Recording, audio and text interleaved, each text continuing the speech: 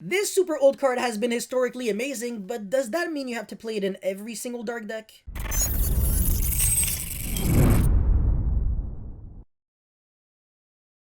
So Allure of Darkness is a normal spell card and essentially reads draw 2 cards then banish 1 dark monster from your hand, or if you do not have any, you have to send your entire hand to the graveyard. Well, the card literally says draw 2, so you have to play it, right? Even though the card itself has a super simple effect, it doesn't necessarily mean that it's simple to play. It actually is really tricky and creates a lot of awkward situations. So today I'll actually be doing the exact opposite of what I usually do. I'm going to start with the positive things to say about Allure and then the negative things. First of all, it's not once per turn, so drawing multiples is really good, unlike, pod cards in general, honestly. And on top of that, it's a spell card, so it does fuel your spell count for, engage by 1 extra count. Now, splashing in the Sky Striker package in your deck was actually very common at the very beginning of 2020 when people were playing Sky Striker Orchest, and YCS Pasadena was actually won by that deck, so shoutouts to Kobe Short. And it honestly is definitely not a joke when you get to play 3 Allure, 3 Orchestrated Return, 3 Engage, Into the Void, Upstart Goblin, all those draw cards, your deck becomes so ridiculously consistent. On top of that, banishing the Orchest monsters was actually a good thing. Like, imagine banishing an Orchest monster just so your World 1 can revive it back from the banished, or if you use the effect of, Galatea, Dean Gyrusu, Long Gyusuru, whatever, not only shuffle back the card into your deck or attach it underneath, but actually get an extra plus on top.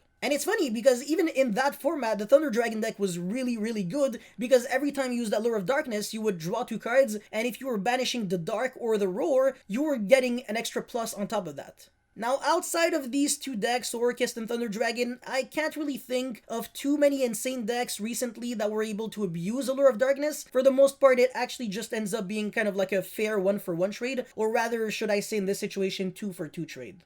Alright, this is where it gets fun. So sometimes Allure of Darkness can actually turn really bad hands into good hands, we can all agree with that, but sometimes the exact opposite happens. Good hands can become worse, and as the legendary Patrick Hoban said, Allure is just one of those cards where it's just like, you either already have a play, and you're like, well, I could maybe give up my play to maybe draw into another play, and you end up not wanting to do it, or I don't know, it's just a very awkward card.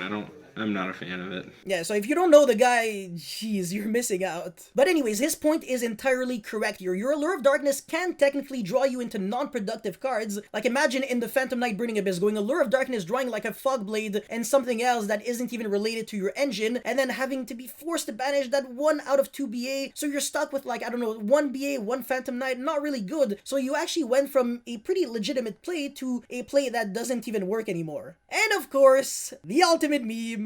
When you break like crazy, you're praying to God that Allure of Darkness is going to get you that dark monster. You activate Allure of Darkness after setting all your cards and you draw into absolutely 0 darks. You have to send your entire hand to the grave and you die. But yeah, the fact that Allure of Darkness can randomly make your hand worse, I don't know, it's just such a huge turnoff for me. In conclusion, do I believe it's a good card? Yes. Do I believe it has the potential to be a great card? Absolutely, because it's been insane in Orchest and Thunder Dragon. But do I think the card should always be played in every single dark deck? No, because it could technically make your play worse, and we don't necessarily want to play those lottery ticket kind of cards. We want to play cards that are kind of guaranteed to do something, the same thing every single time. So I don't know how you guys think about Allure of Darkness. Please let me know your thoughts in the comment section below. Don't forget to like and subscribe, and I'll see you guys next time. Peace.